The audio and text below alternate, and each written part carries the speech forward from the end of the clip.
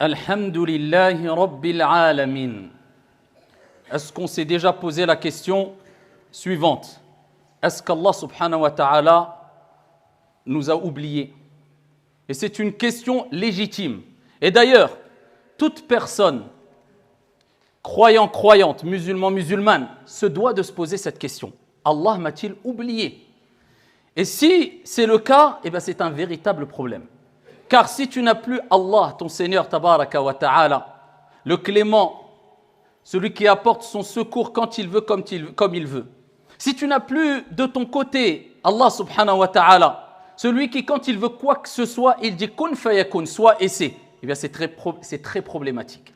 Donc il est important de savoir est-ce que tu es du côté d'Allah et est-ce qu'Allah subhanahu wa ta'ala est avec toi? En d'autres termes, est-ce qu'Allah azza wa jal t'a oublié ou pas? Alors bien sûr, quand on parle d'oubli, ce n'est pas le même oubli qui concerne les êtres humains, qui est lié à l'être humain, qui est doté de faiblesse, d'incapacité, de limites. Allah subhanahu wa ta'ala, ghaniyun anil alamin. Il se suffit à lui-même. Il n'a besoin de personne, alors que tout le monde dépend de lui, subhanahu wa ta'ala, amma yushrikun.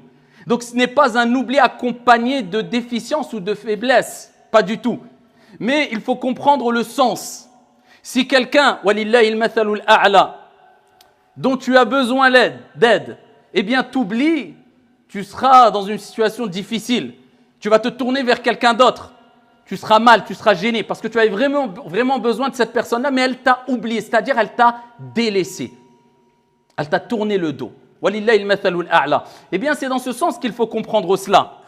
L'oubli, quand Allah parle de l'oubli, parce que c'est Dieu qui en parle dans le Coran al-Karim, ça ne veut pas dire qu'Allah azza wa jalla est doté de déficience, mais il te rappelle que si je t'oublie, je me détournerai de toi. N'espère plus mon aide, n'espère plus mon assistance, n'espère plus mon secours, n'espère plus d'espérer que je sois avec toi si tu m'as oublié complètement. Si tu m'as oublié complètement, je dis cela dans le sens si tu as vraiment abandonné Dieu et oublié alors que la mort t'a frappé. Mais alhamdoulilah, l'espérance doit être toujours de mise. Espérer revenir vers Allah. La porte de Dieu est toujours ouverte à celui qui se repent sincèrement, peu importe le mal ou les péchés qu'il a commis, bien sûr avec des conditions du repentir. Mais lorsqu'on sait que Dieu peut nous oublier, normalement on doit craindre l'oubli d'Allah subhanahu wa ta'ala et se demander comment je peux provoquer l'oubli d'Allah azza wa jalla. Et à ce moment-là, on pourra répondre à cette question que beaucoup se posent. Comment sortir des soucis, des tristesses, de la faiblesse, de l'angoisse, de moments de joie, de bonheur, tous ces problèmes qui s'accumulent, je n'arrive pas à m'en sortir. Là, à ce moment-là, tu pourras te dire, je sais où est la solution. Allah subhanahu wa ta'ala nous dit dans le Coran, Nasullah, ils ont oublié Allah, Allah les a oubliés. Fanasiyahum. C'est toi qui as provoqué le mal. Quand tu es submergé par le mal et les épreuves, alors que tu ne peux pas t'en sortir, ou de manière générale, la communauté musulmane, de manière générale, quand elle est submergée par des épreuves, par des problèmes, c'est peut-être même sûrement, qu'on le veuille ou non, difficile à entendre ou pas. C'est Allah qui nous le dit dans le Coran, c'est peut-être qu'on a oublié Allah. Et si tu veux savoir est-ce que tu as oublié Allah, ben, il y a des signes. Et si seulement on méditait quant à ces signes, eh bien, beaucoup se tairaient. Allah Azza wa Jalla nous dit dans le Coran وَلَا تَكُونُوا كَالَّذِينَ نَسُوا اللَّهَ فَأَنْسَاهُمْ أَنفُسَهُمْ. Et Allah, il nous rappelle qui sont ces gens-là. أُولَٰئِكَ هُمُ الْفَاسِقُونَ. نَسْأَلُ اللَّهَ السَّلَامَةَ وَالْعَافِيَةَ. Allah Azza wa Jalla nous dit et ne soyez pas comme ceux qui ont oublié Allah. Ça veut dire quoi oublier Allah? Ça veut dire que tu ne penses même pas à Allah, tu ne reconnais pas que Dieu existe? Non, pas du tout. Il y avait même des gens, des associateurs à l'époque du prophète alayhi salatu wa salam, tu leur disais qui a créé les cieux et la terre, ils te disaient Allah. Mais ils donnaient des associés à Dieu, donc ils pensaient à Allah. Non, non, ce n'est pas, on pense tout ça à Allah, alhamdulillah. On sait tous que Allah existe, en tout cas en tant que croyant. Mais le problème, il n'est pas là. Ce n'est pas quand on ne pense pas à Allah, c'est quand on ne pense pas assez à Dieu, de telle sorte qu'on obéit à Allah subhanahu wa ta'ala et qu'on s'écarte des actes de désobéissance. Oublier Allah, ça veut dire que tu te détournes de son obéissance, tu oublies que tu dois l'adorer, tu oublies que tu dois lui obéir et tu oublies que tu dois t'écarter de ce qui est mauvais pour toi, en d'autres termes, ce que Allah t'a interdit, parce que tout ce que Allah t'a interdit, que tu le comprennes ou pas, c'est un mal pour toi. Eh bien, c'est ça, ici, oublier Allah. Si j'oublie Allah et je fais le haram toute la journée. Mais regardez la suite du verset. Et ça, c'est ce verset-là, c'est ce passage-là qui fait le plus peur. C'est pour ça que je vous ai dit, si on avait médité quant à ce verset comme il se doit, beaucoup se tairait. Vous allez comprendre pourquoi. Allah subhanahu wa ta'ala, il nous dit dans ce verset coranique, فَأَنْسَاهُمْ أَنفُسَهُمْ. Et il leur a fait oublier leur propre personne. Allah. Donc un des signes que tu as oublié Allah, et qui bien sûr provoquera le fait que Dieu t'oubliera, t'abandonnera, tu seras voué à ta propre merci, catastrophe, c'est ce qu'on n'espère pas, eh bien c'est que tu oublies ta propre personne. En d'autres termes, tu ne t'occupes pas de l'éducation de ton âme, tu ne t'occupes pas de faire des efforts sur toi-même, tu ne t'occupes pas pour te corriger, tu ne t'occupes pas pour progresser. Alors, on est tous faibles, on fait tous des erreurs, on glisse, on se relève, c'est comme ça, c'est un marathon, la pratique religieuse. Ce n'est pas un sprint, faire aller trop vite et ensuite faire des dégâts et faire plus de mal que de bien. Attention, quand le prophète alayhi salatu wassalam nous rappelle dans le sens ici que la religion est quelque chose de grand, d'énorme, si tu essaies de prendre le dessus, elle t'écrasera. C'est pour nous rappeler, attention, doucement mais sûrement, mais cela ne veut pas dire, pardon, je n'avance pas, je n'évolue pas. Pose-toi la question, est-ce que j'évolue? Est-ce que je régresse? Si tu régresses, c'est problématique. Si tu évolues même doucement, alhamdoulilah, au moins tu évolues. Mais stagner, ne pas progresser et régresser, eh bien là c'est problématique. فَأَنْسَاهُمْ أَنفُسَهُمْ. Allah leur a fait oublier leur propre personne. Eh bien quand tu vois des personnes qui s'occupent plus des autres que de leur propre personne, c'est-à-dire ils ont oublié leur personne, cela veut dire tout simplement qu'Allah subhanahu wa ta'ala les a sûrement oubliés. Et quand Allah oublie une personne, eh bien sache qu'il est voué à sa propre merci. Il n'a plus le soutien, ni l'aide, ni l'assistance de son Seigneur tabaraka wa ta'ala. Après cela, quoi espérer? Et ô combien sont-ils des gens qui ne parlent que des autres, les pros de la critique, surtout quand il y a des fitnes, des troubles qui touchent la communauté à l'échelle nationale, voire mondiale, c'est toujours la faute des autres. Un jour c'est la faute des hukam, des gouvernants, un jour de ceux qui gouvernent, un jour c'est la faute des imams, un jour c'est la faute des savants, un jour c'est la faute du voisin et de la voisine, un jour c'est la faute du mécanicien, mais toi, c'est pas de ta faute. Alors, regardons de plus près. Si, alhamdoulilah, toi, tu éduques ton âme et tu es quelqu'un de droit, tu es quelqu'un sur la droiture connu pour ta piété, faire tes prières à l'heure, venir à la mosquée, particulièrement al-Fajr et al-Isha, les prières qui sont les prières les plus lourdes pour l'hypocrite, et que tu te lèves lors du dernier tiers de la nuit pour lever tes mains et invoquer pour tes frères et sœurs un peu partout. Si tu es une personne qui donne de l'aumône et tu es le premier pour donner de l'aumône, si tu es une personne qui est connue pour son bon comportement et sa droiture, si tu es une personne qui est bon à la maison et bon à l'extérieur, qui ne fait pas fuir mais qui gagne les cœurs, abshir. On peut se dire au moins il peut se permettre un peu la critique.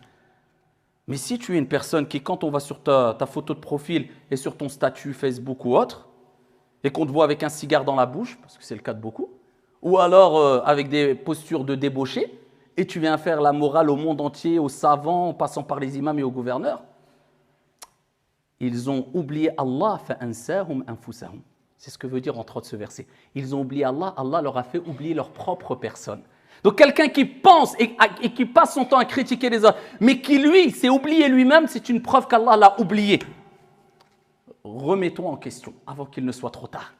Et il ne faut pas aussi adorer Allah que par intérêt.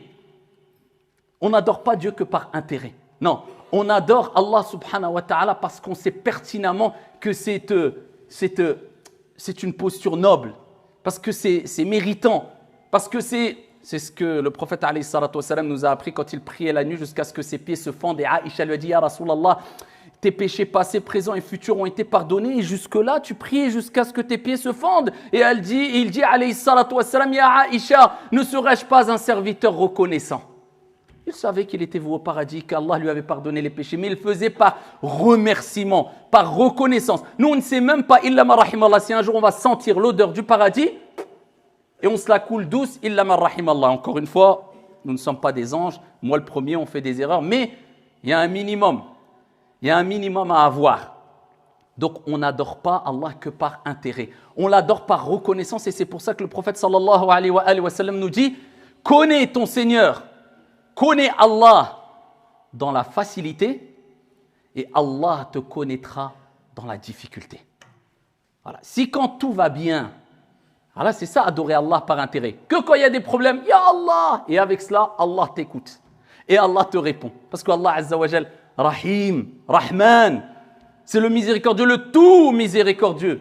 Il accepte que son serviteur fasse des erreurs tant qu'il revient vers Allah subhanahu wa ta'ala. Mais le meilleur des croyants, c'est celui qui, quand tout va bien, parce que c'est plus propice à oublier Allah quand tout va bien. Ah, ça va bien financièrement, au niveau de la santé, au niveau du moral. Regardez votre état, regardez notre état. Lorsque, même dans le passé, nous avons été touchés par une grave maladie. Ou rappelle-toi, souviens-toi de la situation la plus grave que tu as vécue avec ta santé. Eh bien, est-ce que tu as pensé à autre chose que d'avoir une bonne santé? Mais quand on a la bonne santé, est-ce qu'on fait ces invocations pour qu'Allah nous préserve notre bonne santé? On remercie Allah Azza wa Jal. C'est pour ça que le prophète alayhi salatu wassalam nous a rappelé qu'il fallait dire Allahumma afini fi badani, Allahumma afini fi sam'i, Allahumma afini fi basari, la ilaha illa ant. Tous les jours. Oh Allah, apporte-moi la préservation dans mon corps, dans mon ouïe et dans... Est-ce qu'on fait ces invocations? Est-ce qu'on remercie Allah subhanahu wa ta'ala pour cette santé? Eh bien, c'est ce qu'il faut comprendre. Souviens-toi d'Allah. Connais ton Seigneur. Quand tout va bien, sois régulier, eh bien, tu verras.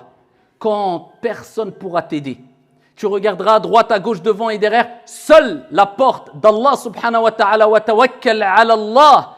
Place ta confiance en Allah. Cette porte-là sera ouverte. Eh bien, là, tu seras content de voir ton Seigneur t'assister et t'aider. Mais pour cela, pense toujours à Allah. C'est-à-dire, pense à Allah, eh bien, sois toujours dans Ihdina as-sirat al-mustaqim. Guide-nous dans le droit chemin.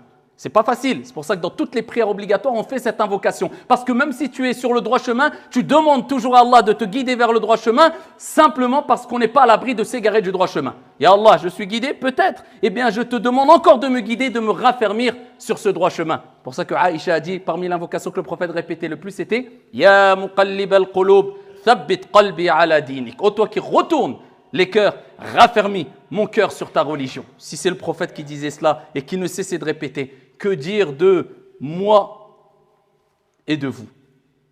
Fafirru ilallah, la seule solution pour contrer tous tes problèmes, tes angoisses et une vie malheureuse, wallahi, c'est de fuir. Mais lorsqu'on craint quelqu'un, une personne, eh bien on ne fuit pas vers lui, mais on fuit de lui. Seul Allah subhanahu wa ta'ala, plus on le craint et plus on fuit vers lui. C'est pour ça qu'Allah dit dans le Coran Fafirru ilallah wa laysa min Allah. Fuis vers Allah et pas d'Allah. Parce que quand tu fuis vers quelqu'un, automatiquement tu as fui de quelqu'un. Quand tu fuis vers quelque chose, eh bien a fortiori tu as fui de quelque chose. Donc si tu veux vraiment obéir à Dieu, en mettant en application ce verset où Dieu te dit Fafirru ilallah, fuyez vers Allah, eh bien tu dois fuir de quoi, de qui? Eh bien de shaitan et du mal. Donc la vraie fuite vers Allah subhanahu wa ta'ala, c'est le fait d'abord de délaisser rapidement, parce que quand on parle de fuite, on voit le caractère rapide de l'action. Eh bien c'est de délaisser rapidement le mal, le péché, et c'est une preuve que tu fuis vers Allah subhanahu wa ta'ala. Fafirru ilallah. Allah ne nous a pas dit venez vers moi. Non, fuyez, accélérez, accourez, parce que le temps est très limité, la vie est très courte. Dans quelques années, je ne vous dis pas simplement je ne serai plus là et vous ne serez plus là. Dans quelques années, dans une génération après ou deux, les gens peut-être ne sauront même pas qu'on a existé. Nos arrière-petits-enfants diront « Ah, j'avais un arrière-grand-père », pour ne pas dire un grand-père. « Ah, je ne sais pas, j'ai dû voir dans une ou deux photos. » Vous savez, c'est ça la vie. On est simplement quelques lettres faisant partie d'un livre énorme composé de milliards et milliards et milliards de lettres. C'est rien du tout. Une goutte d'eau dans un océan, et c'est déjà trop de dire cela. Fafirru ilallah, avant que ne vienne le jour où plus de fuite possible. Allah nous a prévenus. Ici-bas, fafirru ilallah. Et le jour de la résurrection, yaqulu l'insan yawma idhin ayna al-mafar. Allah nous avait prévenus. Et ce jour-là, le jour de la résurrection, l'être humain dira où est l'échappatoire? Où puis-je prendre la fuite? Vers qui? Vers quoi me tourner? Je veux partir rapidement. Kalla la wazar. إلى ربك يومئذ المستقر. Allah nous dit dans le Coran, plus d'échappatoire, plus de fuite possible. Maintenant, c'est le retour vers Allah subhanahu wa ta'ala. Je vous avais dit ici-bas, fafirru ila Allah. Vous avez fui pas vers Dieu, mais vers le mal, vers le fait de porter préjudice aux autres, de répandre le mal, de répandre le sang, de causer des injustices, et vous étiez fiers et pensez que vous allez être éternel illa man rahim Allah, parce que l'être humain, dans ses comportements et dans nos comportements, quelquefois on oublie que la vie est très courte, mais voilà, maintenant c'est, ici il n'y a plus de amal, d'action, mais ce jour-là, le jour de la résurrection, c'est hisabun wala amal, comme a dit Omar radiyallahu anhu warda, c'est les comptes et il n'y a plus d'action. C'est pour cela, lors de ce sermon, je veux simplement faire un rappel que wallahi, il n'y a pas d'amélioration de ta situation et de la situation des croyants de manière générale sans revenir sincèrement vers Allah subhanahu wa ta'ala en fournissant le maximum d'efforts, en se disant toujours d'une minute à l'autre, je peux rendre ma copie où toutes mes actions bonnes et mauvaises sont inscrites et je me présenterai devant mon Seigneur tabaraka wa ta'ala. On n'a pas de temps à perdre. C'est pour ça qu'Allah nous a dit fuyez rapidement vers Allah subhanahu wa ta'ala. Et Allah nous dit dans le Coran, Inna Allah la yughayyiru ma biqawmin hatta yughayyiru ma bi anfusihim. Si seulement on comprenait ces versets, Allah ne changera pas l'état d'un peuple. Parce qu'Allah il veut quoi que ce soit, il dit quoi? Kun fayakun.